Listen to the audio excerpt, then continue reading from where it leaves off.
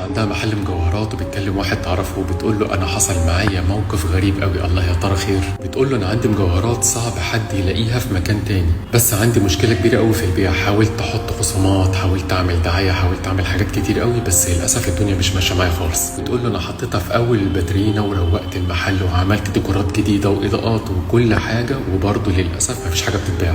اخر لما زهقت قلت احترم نفسي والم الخساره بتاعتي واقعد كده بأدبي في بيتنا، وكتبت رسالة بالليل بخط ايديها في المحل وسابتها عشان مدير المبيعات يجي تاني يوم ويقراها. مكتوب فيها أرجو بيع كل المنتجات بنصف السعر.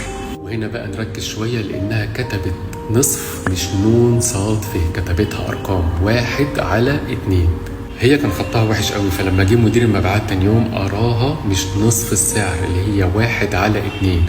هو قرأ إن المنتج الواحد ضرب 2، يعني الواحد بضعف سعره. وتقول اللي خلاني أحكي حاجة زي دي إن بمجرد ما الأسعار عندي اتضاعفت كل المجوهرات اللي عندي اتباعت. طبعا غالبية الناس لما بتسمع القصص دي بتحسب إن كلها اشتغالات، بس المفاجأة إنها فعلا حقيقية. الكلام ده كله أنت ممكن ترجع له في كتاب اسمه التأثير في علم نفس الإقناع في الفصل الأول فيه، والمؤلف بتاعه اسمه روبرت سيالديني. نصيحة تجهزوا الحاجة اللي بتحبوا تشربوها وتخشوا على النت تدوروا على كتاب زي ده وتقروه كويس. احنا النهارده في معلومات غالية جدا بقت موجودة ببلاش، هتتفاجئوا بحاجات كتير قوي هتغير لك عقليتك وهتخليك تفهم بجد يعني ايه بيزنس. انا هيثم المعداوي، وان شاء الله هبقى واحد من اشهر الناس في مصر. اشوفكم المرة الجاية، مع السلامة.